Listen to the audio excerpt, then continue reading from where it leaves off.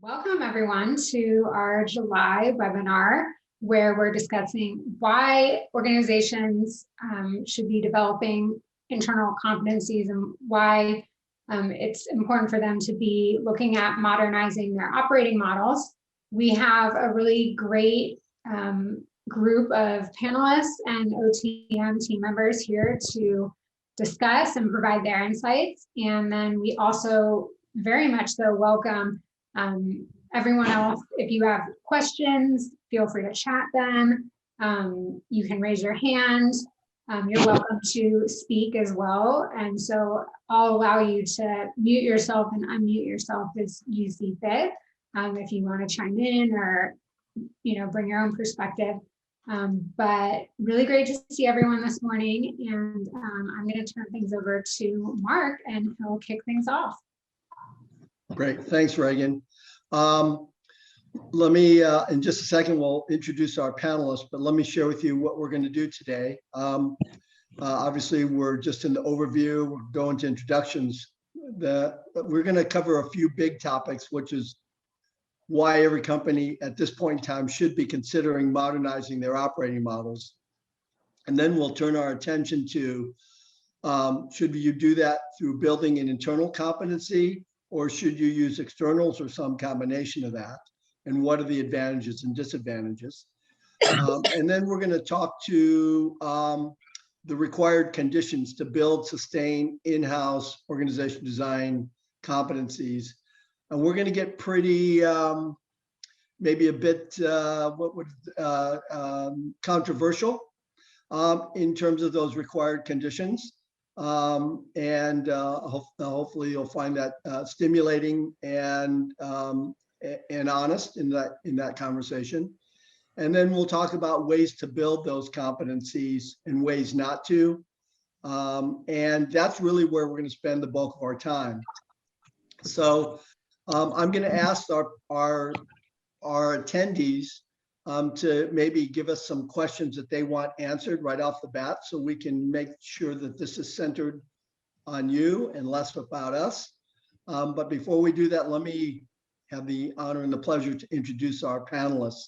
And Adrienne, I'm going to start with you and then we go to Oscar. How's that? That's fine, Mark. Hello, everyone.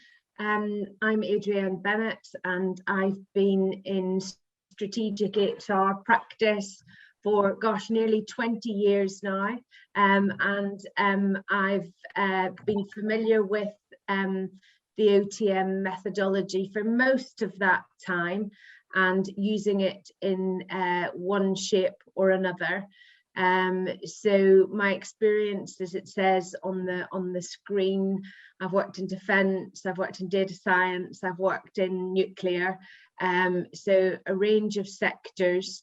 I think, obviously what we're talking about applies to a variety of all sectors as much as possible. So it's great to be here with you today to share my experience of applying this within the business that I work in.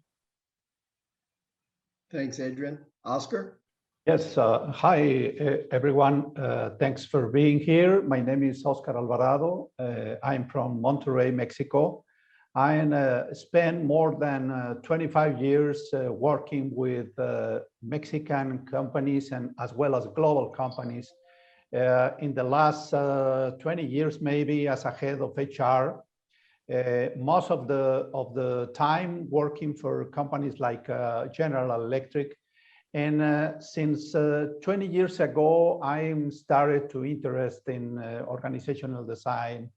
I started a project to bring the knowledge and the competencies with all the businesses operating in Mexico and Latin America around organizational design, because for me, it's one of the most important differentiators of a company. Thanks for being here. Thanks, Oscar. Oscar, you mentioned you're calling in from Monterrey, Mexico. Adrienne, can you just let our colleagues know where you're calling in from? Yeah, I'm calling from the UK, from the northwest of England. Gotcha. Thank you for that, Adrienne. Laura, would you like to introduce yourself, and then we'll go to Dan. Yep, of course. Hi, everyone. Oh, sorry. I'm Laura. Great timing. I'm Laura Richardson. I'm a support consultant at On The Mark. I'm based in London in the UK, which you can probably hear from my accent now. I can actually talk. I have a slightly different background. I come from psychology mainly, so I completed a master's in organizational design, in organizational psychology, and I moved to Australia to complete my registration as a psychologist. So that was a mix of clinical and organizational work that I did. But I've always kind of gravitated towards more of the holistic approach that organizational design does. I just didn't know what organizational design was yet.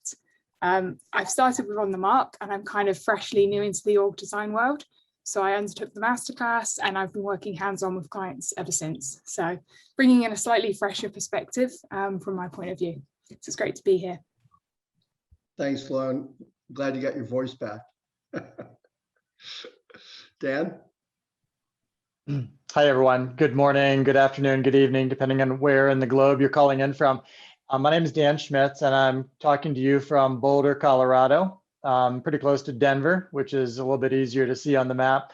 You can read my language there about academic credential. I spent the first half of my career in industry, as we consultants sometimes say, in various roles. And I'm now working as an organization design consultant with On The Mark.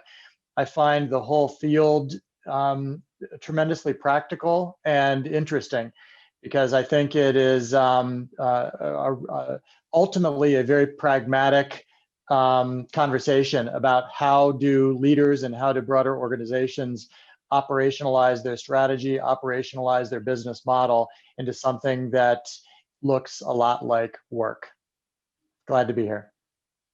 Thanks, Dan.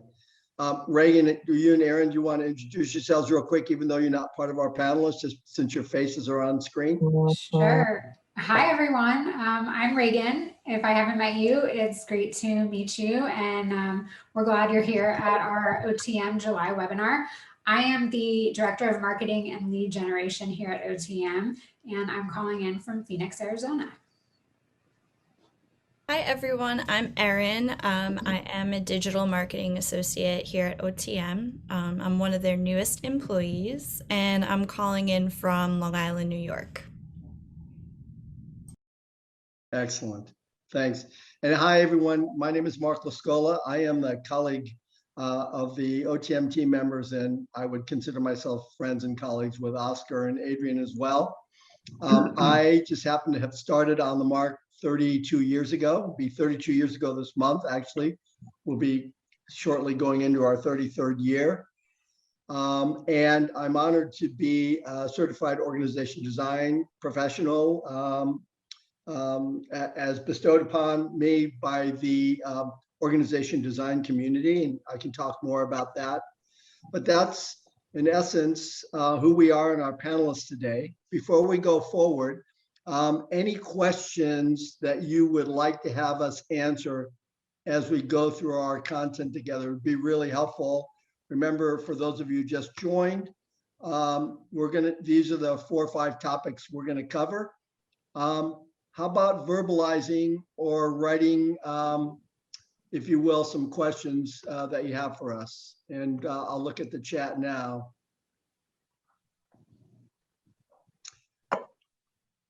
Rahul, am I pronouncing your name correctly? Yes, Mark. Thank you so much for this opportunity. Hey, you're welcome. I'm just making sure that we understand your question. Is there any questions that you would like us to focus on for yourself? Well, not at the moment. I'm just going with the flow. As and when I have a question, I'll definitely post it in the group. Thanks a lot. Excellent, excellent. Well, welcome.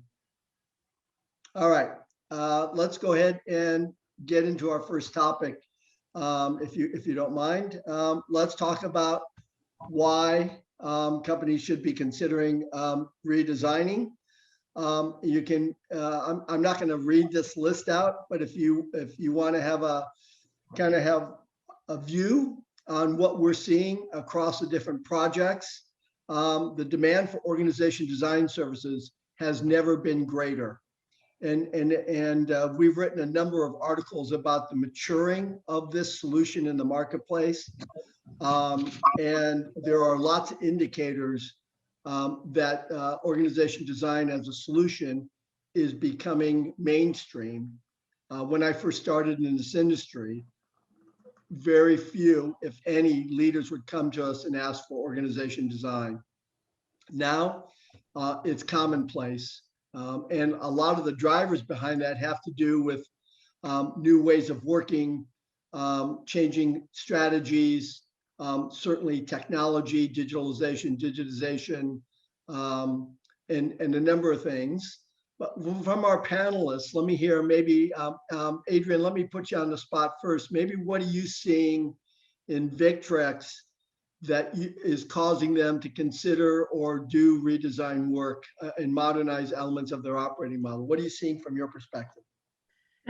Thanks, Mark. I think that Victrex is a growth organization, and it's about 1,000 people worldwide, so it's not huge, but we are expected to grow 10% every year in a number of different markets: automotive, aerospace, energy, medical. And so for an organization of our size to be able to take into account all the complex and growing demands of each of those markets while delivering, you know, a world-leading product, it just means that we've got to be able to take all of those ever-changing demands and requirements on board and have the right capability of people to do it. So, you know, it demands a very integrated approach to working together. And I'm not saying that that's how we work today. That is the challenge. We need to move to a much more integrated way of working to deal with all the markets and products that we have. So Adrienne, it goes beyond just adding headcount, right? Absolutely, beyond the sort of the tactical, well, I'll have another one of those, and just growing the number of people in the same role. Absolutely, and that's, I think, you know, sometimes in my experience, that can be one of the most difficult things for leaders to get their minds around. And I know we'll come on to that later on, Mark, but definitely I think in the growing, the increasingly demanding and competitive environment that we are operating in as Victrex, we have to have an organization that is the equivalent product leadership organization as our products are in the marketplace. Right, thank you for that. Oscar, how about what are you seeing from Mexico? And then Raul, we have your question here, and I'm going to address it a little bit down the line, but I'll plant the seed is, what is an org design professional's way of looking at the problem in an organization that's different or similar to Six Sigma or restructuring or some other management leadership intervention? We'll come back to that. But Oscar, what are you seeing in terms of in Latin America and Mexico companies and their need for org design? Yes, Mark. Well, all the business are facing a lot of problems from multiple sources, and they know very well some methodologies. You mentioned a couple of them: Six Sigma, strategic planning. I mean, those kind of things. But one of the things that I found here in the environment of Mexico and Latin America businesses is the scarce of knowledge around organizational design.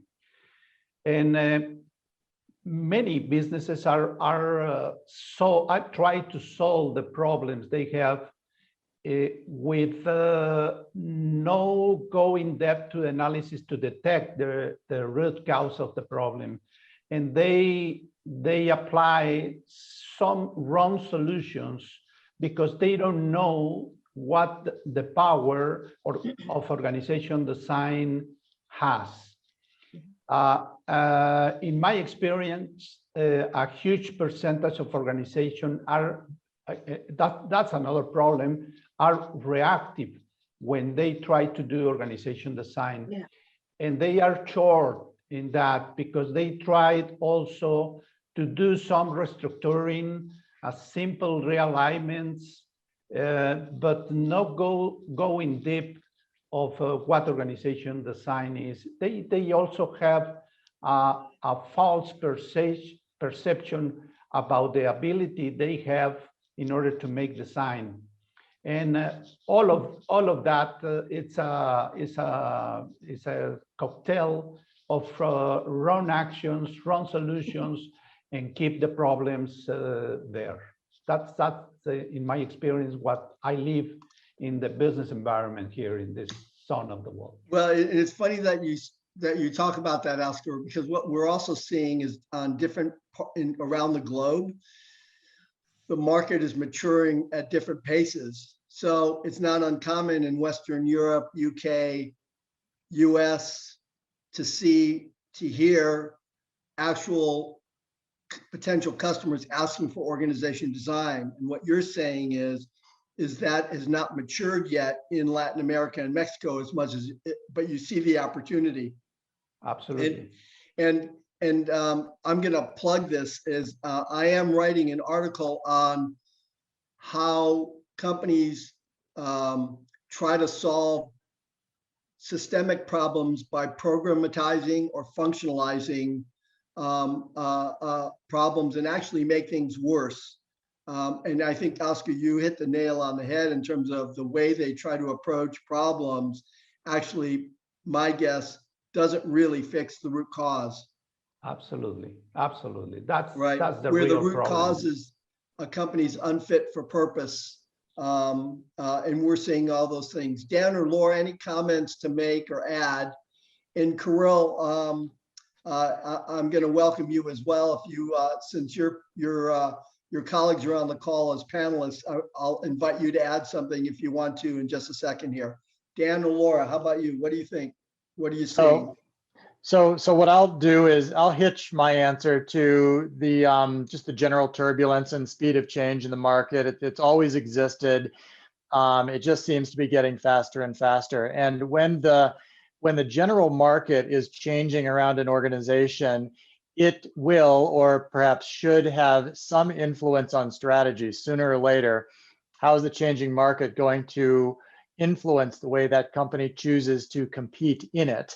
And anytime the strategy of an organization changes, the leaders need to take a look at the operating model to ensure that it is fit for purpose and it's going to drive the behaviors and ultimately the business results that are required. So I think that organization design is increasingly I don't want to reduce it to a tool in a toolkit, but it's a competence that I think organization leaders are going to be increasingly called upon to understand, because it's the primary lever of competition. It is the organization design is the way an organization ultimately behaves in order to compete successfully in a turbulent market. Yeah, boy, that's a graduate program, what you just said there, Dan. Thanks for that. Laura, anything you want to add? Yeah, just to kind of piggyback on that a bit. I've seen it working with clients so far. It is kind of, it's like an adaptability almost. So like Dan said, it's a competence.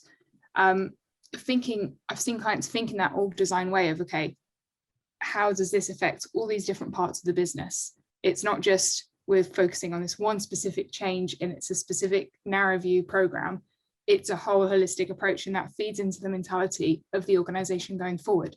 You know, it's a continuous cycle. So that's something I've just initially noticed with clients, really that kind of change in mindset and approach to it. Thanks for that, Laura. Thanks, panelists. Kirill, anything to add? I know you're just listening in, but if you want to add anything, this would be a good time. Can you hear me? Loud and clear.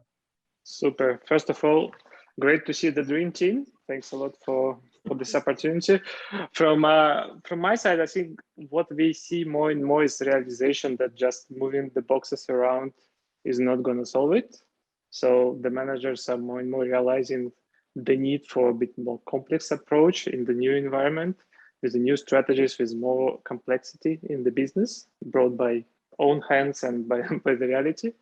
But what I'm actually curious to see also is this an internal opportunity, or is this internal competence that we want to have in the organization, or is it something that actually managers will just finally acquire and they will be it will be just one of the management toolkit in the future? So is it a separate competence, or is it really something that every leader eventually will need to know? Well, Kirill, before we answer that question, just remind us who you're with and where you're calling in from. Yeah, sorry. I'm working for Nestle as an organizational designer, so I'm actually keen to see if my job exists in the future. I hope not. And I'm calling you from Switzerland. Excellent. Thanks for that. All right, well, we're going to keep moving. And Kirill, one of the things that I would plant the seed is I think that every manager in every MBA program should be teaching organization design, but that does not replace deep organization design experts such as yourself in an organization. I think there's room for both of those things, more than enough room for that. But to teach, one of the things that I find is leaders have a tendency to over-operationalize and simplify things that they need to do, which end up impacting the operating model. And I think there's a disconnect there, that they don't fully understand what an operating model is or is not. And they just typically look around, like you said, around the org charts or adding new headcount. And I think Adrienne really said it beautifully, is 10% growth year in, year out is not just adding more heads. And my guess is their products and services are becoming more complex, who they're offering it to. And by the way, Victrex is a leader in really high technology polymers applied across all those industries that Adrienne mentioned. All right, well, let's move on, and then we'll make sure we're also watching the questions here. So why go in-house versus external? So I'm going to give you a second to look at this list, and I'm going to highlight a couple, and then I'm going to reverse the order from our panelists and let them comment on this. So I want to talk about the advantages first. The advantages is that you have a stable in-house solution that could end up saving you lots and lots of money. And you don't have consultants coming in and out in the ramp up time. And I want to point out a couple things. The second to the last bullet on the advantages: minimize variation in the marketplace, known quantity. One of the big problems with organization design today is everybody who's a consultant offers organization design, whether they know it or not. And one of the big advantages to bringing this in-house and creating a very robust solution is that you have a definition, you have common tools, methods, language that really allows you to move forward with integrity. The disadvantage, I want to talk about this, and this is Jess. If Jess is on the call, Jess had a question with regards to where capability should sit and how to make that determination. One of the biggest challenges, there's usually two places that organization design gets placed in an organization, either in HR or either in a strategy area. The biggest disadvantage of putting organization design in HR is the fact that around credibility. And I'll talk more about that, but there's ways to offset that credibility. But the thing to recognize is that business leaders always think going external, those people have more credibility, those professionals, than our internal teams. And that's something that we see across the board, cross industry, around the globe. The other disadvantage that I want to highlight is demand and capacity. Is once you start to offer that as an in-house, you need to be ready for an onslaught of demand coming at your way, which means that roles and jobs need to be totally redesigned. And you have to think about how you're going to retain your organization design practitioners, because they are highly sought out after in the marketplace.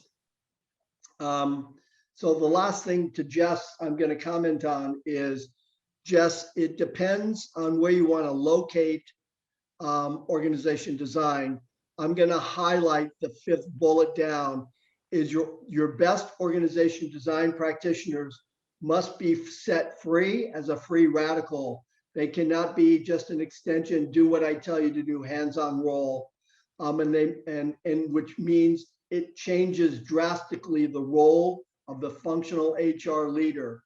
And that needs to be addressed right up front. And if your HR functional leaders cannot get out of the way, then you need to find another place for it, such as in the business or in business strategy. Look, I'm going to go into more detail, but let's turn it to our panelists. So what do you see as the biggest advantage and or a disadvantage to in-house, building it in-house? Who wants to go first? I'm happy to go first, Mark. Go ahead, Dan. And I'm simply going to punctuate your 5th bullet down on the right-hand column, the notion of being a free radical. Critically important. There is a built-in disadvantage in most, not all organizations, that an internal organizational designer will be required to follow the established political channels, the established communication channels, and in many cases, the internal organization designer needs to be able to go directly to various people in the organization without this friction that can exist. So I'm going to say that the free radical is one of the most important aspects of successful organization design. Oscar, you want to go? Adrienne? Yes. Regardless of being controversial with my position, I fundamentally believe that the development of organizational design competencies within the business should be given in essence to understand its principles, the value it brings, the do's and don'ts of design, and mainly give enough awareness to the leaders to understand the relevance of what organizational design brings to the business. In my experience, the main disadvantage of doing that, wanting to do inside of the businesses, I'm agree with you, Mark, is the capacity. Some years ago, 4 or 5 years ago, I tried to develop in my organization internal capacity to do that, and we prepare at least 3 different internal consultants, but the demand always were big than the capacity that we have, and the problem of that is that is reflected to the speed to response of the demand. For me, that is one of the biggest disadvantage. And I agree also about the credibility. Always external is more credible than the internal resources. And then that can be overcome, but you have to start with that place. There's some bias, unconscious bias in organizations about that. So Adrienne, how about you? What are you thinking? Yeah, I really agree with everything that you've said before. So just to build on that, I think yeah, there's always a credibility challenge, but I think there's, with every challenge there's an opportunity. I think the challenge is particularly in the early stages of any kind of, org design project, but as your stakeholders get to see your knowledge and experience, they grow their credibility for your role, and what grows, because they're so. My experience is that actually managers are so unknowing about organizational design generally, that they don't understand what the role of the org designer is and can be, and how they can support them. And I think one of the benefits of the in-house capability is that continuity factor, because Mark, as you would describe in more detail, it's not a stop, a start and then stop process. It's a continual process. And when you're in the organization and it, you have the opportunity to do a number of things, in my experience, which is to really ask what I'd call the pokey questions. You know where to go a lot of the time with your questions, because you've seen the problems in the business, and you can be on hand to support your stakeholders offline, so to speak. And I think that continuity is invaluable. But I agree with what Oscar has said. I have found that I do org design as part of a broader strategic partner role in HR, and there's definitely a challenge there with the capacity to deliver the projects. You can absolutely see the potential of them, and it's a wonderful experience seeing managers grow through the process and broadening their thinking, and taking them on that journey and going on that journey with them. Jess, we're going to answer your question in just a minute around what advice we have for someone leading this capability. When we get to our next slide, I'm going to address that for you. And yes, more than just get out of the way. All right, well, let's move on. To really kind of, one of the things that I'm going to say to you from an on the mark perspective is, we think it's completely unethical and inappropriate to just say to people, we're going to train you in a classroom and you're going to learn organization design. Organization design is a complex skill, and it's not simple. And there have to be conditions that are set up to enable an organization design practice. And I'm going to go over those conditions right now based on what we've learned over 30 plus years. All right, so if you just look at this list, and then I'm going to address Jess, and then I'm going to go back to the panelists. All of these are important. And Jess, this is the first thing that has to happen is the leader or potential leader of where the organization design practice is going to be contained has to go to the business leaders and get their unwavering support to utilize internal business partners or organization design experts, whether it's a business partner or whether it's in strategy. That is the first piece of work before you make the decision to do it, because businesses are the ones, the business leaders will pick up the phone and go external. So there has to be some commitment to do that. And that's a work of a leader. The second is to define what is organization design with the business versus what it's not. There's a science to organization design. We have over 50, 60 years of organization design, proven practice, not just theory. And we'll have to get clear about what is that. The next thing is the entire HR operating model has to be adjusted to accommodate this new product or service offering.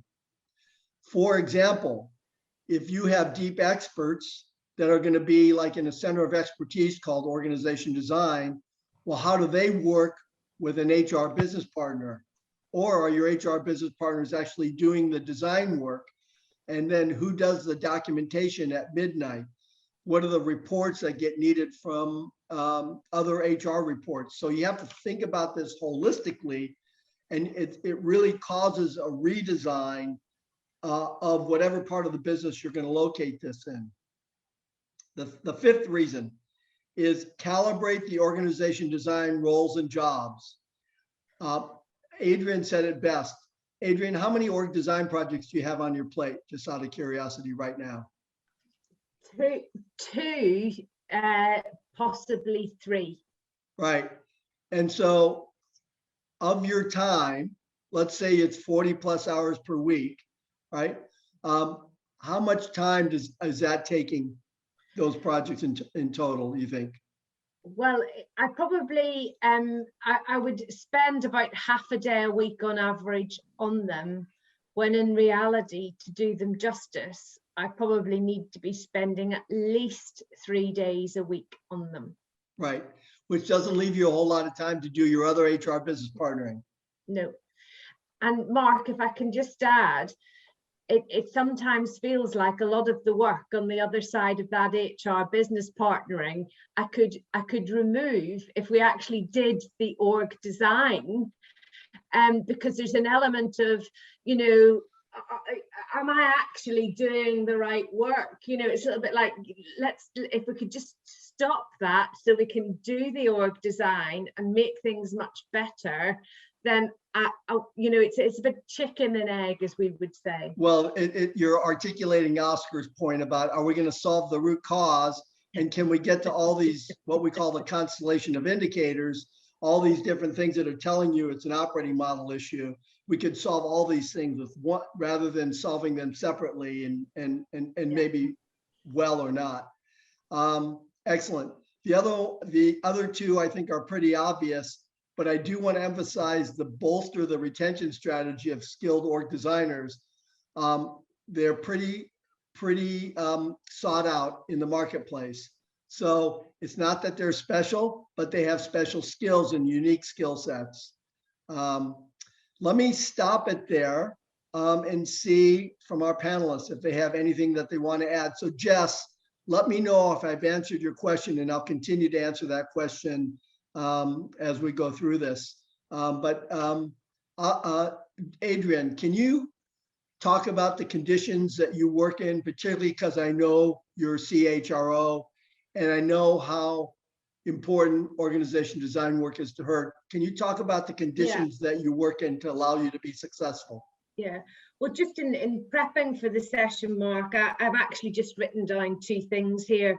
And one was the advocacy of the senior leaders in supporting this.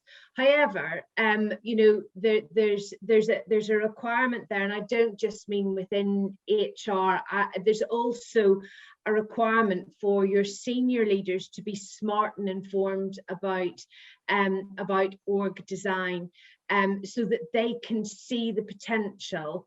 And that always feels to me a little bit chicken and egg. I need to take them through a project to show them the potential, to give them confidence, to grow their experience and knowledge, as opposed to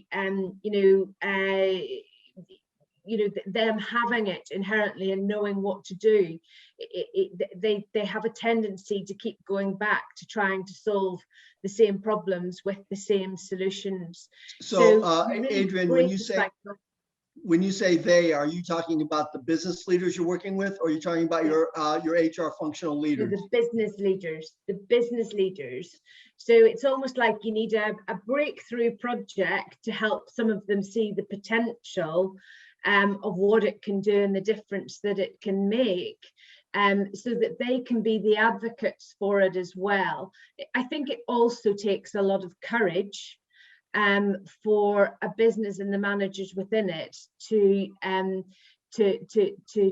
do this. It's not, as you say, Mark, it's not a tactical solution, and it will turn the organization on its side for the right reasons. So that takes a lot of courage from managers while they're still trying to manage all the business as usual activity that needs to continue to satisfy customers. So I'm going to ask you a more direct question, Adrienne. Do you, aside from keeping your boss, Jillian, formed, do you have to go through her and get permission to do the things you need to do if you're working with the leadership team or anything else? No, because I think there's the trust and confidence there that, you know, I will keep her informed, but I won't seek permission. You know, she is a guiding light. She's a, you know, a mentor there in regards to what we might be doing. But no, I have remit to work with my client areas as required. What are you seeing? Yeah, sure does. I'm just trying to get as practical as we can. Oscar, how about from your perspective? What are you seeing? Well, I totally agree with Adrienne. Maybe all of you are here this before. All the leaders, the leadership is very important at the beginning and at the end of this kind of when you try to develop competencies and when you try to believe in OD inside of organizations. Without the support of leadership, without they include in their agenda, it is not possible to be success on that. But at the same time, another enablers that I see, you need to choose the right knowledge about how to develop skills on OD, because there is a lot of confusion about what exactly this means, and there is a lot of information around that with without enough support to develop skills. And at the same time, I think we need to approach this intention to develop skills in Siley in a systemic way. There is not enough just to get training sessions. It is not enough just to get a companion coaching and mentoring around that. It is also very important to get opportunity to practice, to reflect about the results and to learning about the results. Yeah, which I'll take us to the next slide and then have Dan or maybe Kirill. So this is to really emphasize what Oscar's saying is we apply the 10-20-70 model for teaching organization design, which is 10% is some kind of classroom or virtual classroom-based workshop, whether it's self-paced or whether it's with instructors. And then 20% being coaching and support and 70% doing real work. In fact, we strongly recommend and encourage those who were training to have their people apply the skill sets within the first month of organization design training so that they get immediate application. And so some of the wisdoms for training and development here is articulating just what Oscar said. Dan, how about a penny for your reflection on conditions or wisdoms for upskilling? I think the 10% training is really valuable. It sets a baseline understanding, but there is no substitute for doing the work. And you know, their metaphors abound. You don't learn how to ride a bike by reading about it, etc. And I think that it's important for somebody that takes the time to engage in that 10% training to have a project that is current or about to launch so that they can move quickly from that 10% into either the 20 or 70 elements. Yeah, you need to roll up your sleeves and do the work. Laura, putting you on the spot. You didn't know organization design when we hired you, and we threw you in on day one, said, welcome to On the Mark. Of course, has that been helpful or not helpful for you? And please feel free to be as candid as you want. Yeah, absolutely. Kind of having the masterclass alongside working with clients and doing that like 70% training and having the debriefs and the guidance as well. It really helped put it all together because you know you don't know what you don't know, and you're reading the training and you're kind of learning what you think you know everything, and then it's a living system. You can't predict everything. You don't have the data for it all to teach it all. So it's in those real life situations you kind of learn a lot of the extra skills that come with it to deal with those different situations. So for me, I found it incredibly helpful seeing it work with different clients who have completely different living systems and different situations, and then having the debriefs with the team as well. So I kind of echo as well. I think if there was a delay between me doing that training and doing it with clients, I don't think it would have been as effective. I was able to kind of put it into practice straight away, basically, which was very helpful. Intense, but helpful.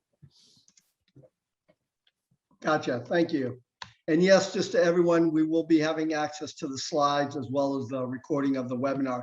Oscar or Adrienne, anything that you would say in wisdoms about how to upskill specifically around training and development? Oscar, you talked about it doesn't just happen overnight. Couldn't agree with you more. What are your wisdoms for becoming more competent in organization design?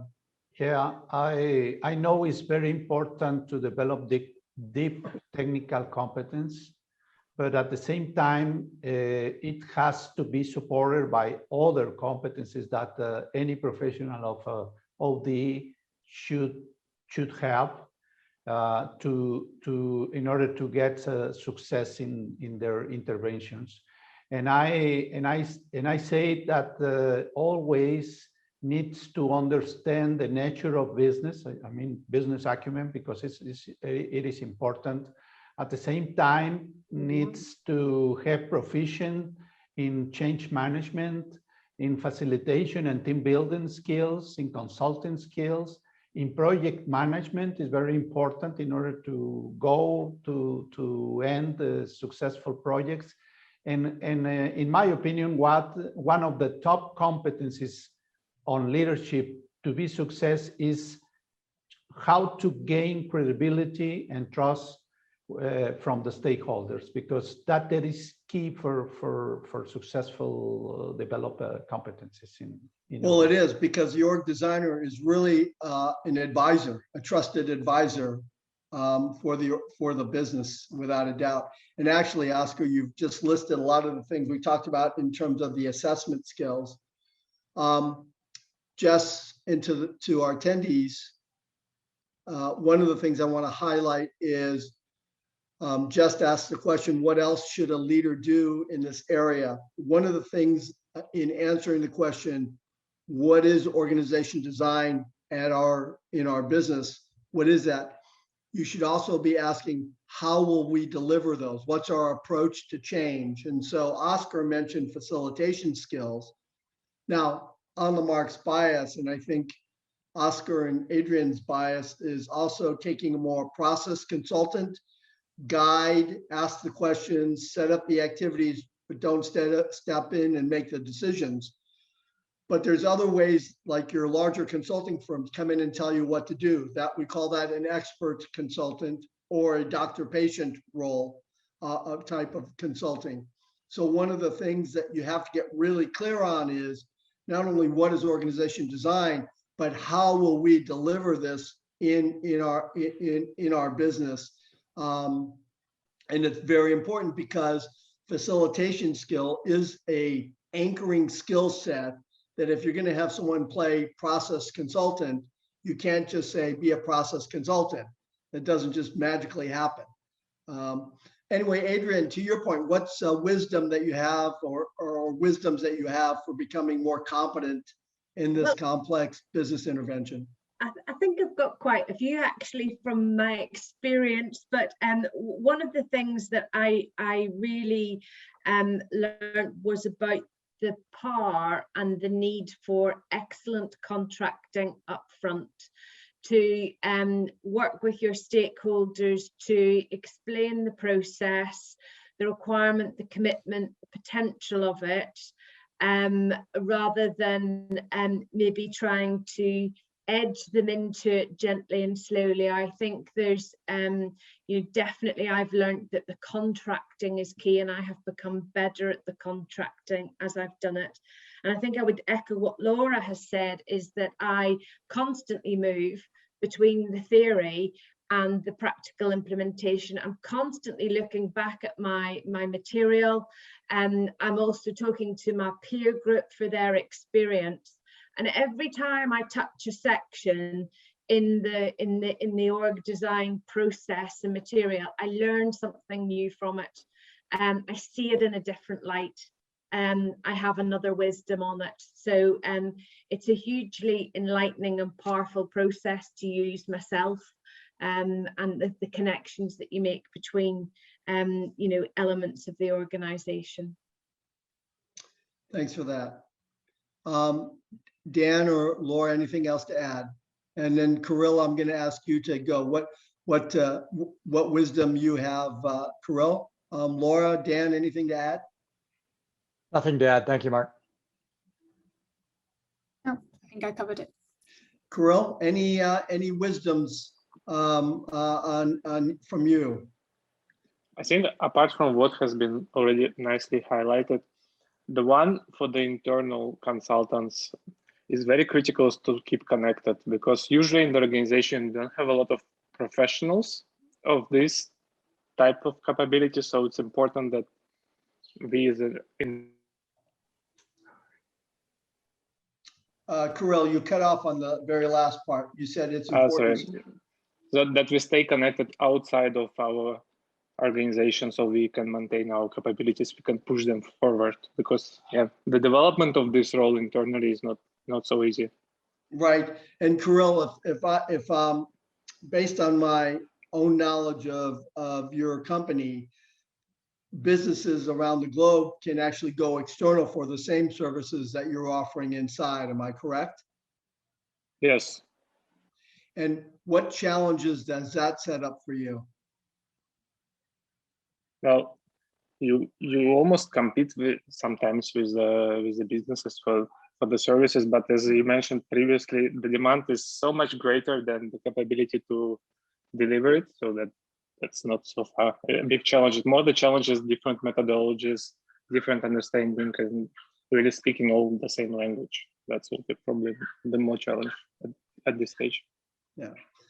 Thank you for Kirill. Thank you for letting me put you on the spot like that without any preparation. I do want to highlight one thing that I don't have on here, which I really should, is if you're thinking about building an internal organization design practice, do not reinvent sliced bread. You would be completely surprised how many businesses decide they're going to build an internal org design practice and then they build it from scratch, and as opposed to stepping back and saying, what are the best practices out there? What have we learned over the last 60 years?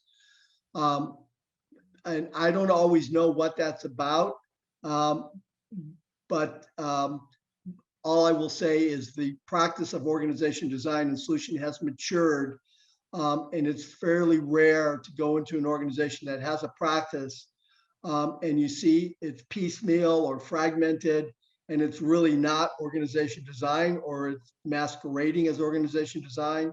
So the wisdom here is don't reinvent sliced bread. Look around and think, is there something that we can buy, bring in-house, make it our own, put our own language on it, and then build, rather than taking a year to develop something. I think hopefully enough said on that.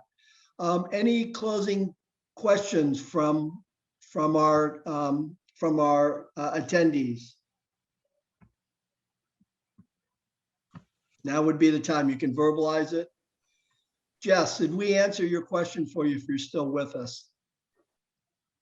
You did. I have a new hire coming in as a director of organizational effectiveness on my team Monday. So this could not be more timely. Thank you. And if you have more questions, Jess, just reach out, and happy to give you a list of things in more practicality, but I'm glad that was helpful. I do have a small one, Mark, if you don't mind. And that's simply, you know, when I think about, I've been thinking a lot about how do I unstructure her onboarding, meaning giving her free rein to really recommend the approach that she takes to acclimate to the organization and how I can support her in that. But when you think about how to prioritize, and Adrienne, you were mentioning kind of the projects that you engage in and then projects you don't engage in, how you prioritize the work that you do when there's always more demand than there will be capacity. And the question that was coming to mind for me is, do you just lean into where there's the most engagement and interest first? Do you kind of start with the leader that says, yes, I want the engagement, and go from there? I'm interested to get thoughts on best practices with how to kind of choose the adventure. Adrienne, why don't you go first, and then we'll see what else the panelists have to say. I don't have a definitive answer to help you, Jess. I'm sorry, but partly, it's good to go with the volunteers, because they will be, they can become advocates for you. But I also think that there's a role for the business to decide what's the prioritization as a business overall. So it's just getting the right compromise between the overall business and the very enthusiastic leader that will be good to work with. So no definitive answer, but I think it's a combination of those two things. One of the things, Jess, that I would say in your question is, number one is, you want to qualify the leader asking for the work in some way. So are they open to doing it, and do they just want you to be a pair of hands? Because my guess is Adrienne faces that. And so I would err towards the leader that is really willing to engage in a partnership that is that's based on mutually explicit consent and quid pro quo and reciprocity.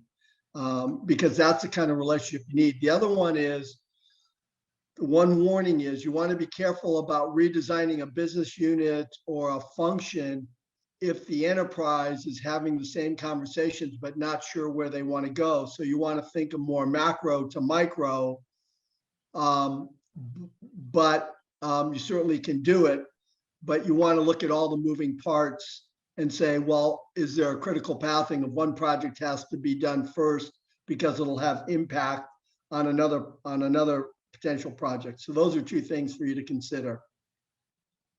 And Mark, if I can just add, in terms of sort of testing the leader that is enthusiastic. I'd go back to the contracting and how important the contracting phase is in that, because what I've learned is you're testing them, really to understand if they have the capacity and the tenacity to go the full distance on this. You're exactly right, Adrienne. And you said tenacity, which is great. But it is motivation and tenacity. And do they really know what they're asking? Yes.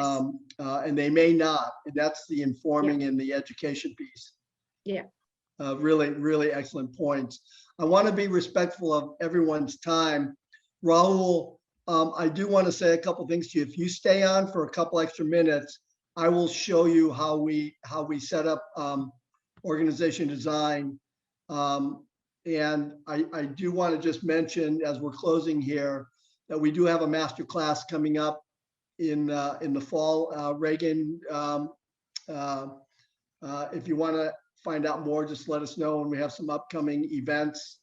But consider us a network out there in the world of organization design. The other thing I want to say, Adrienne, Oscar, Kirill, really a big thank you for your contribution and your wisdom. It's really been fantastic. There's nothing better than having boots on the ground experience. So any closing comments from anyone before we end? Go ahead, Adrienne. Stephen, Stephanie has just asked a question to me. I just wonder if we might find a way to that after the call. Yeah, read the question out, and if people want to hang on, they can. 5 major aspects that I ask for in the contracting stage.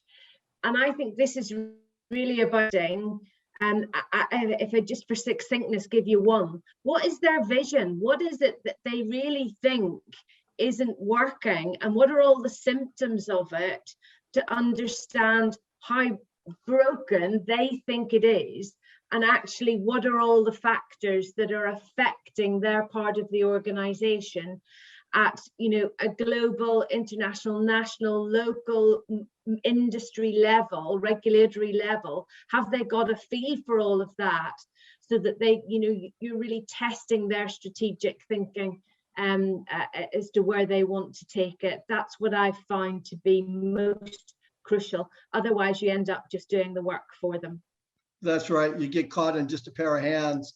The one of the things I want to say, let's see, Stefan, is if you'd like, we can send you our outline for contracting and what's involved in that.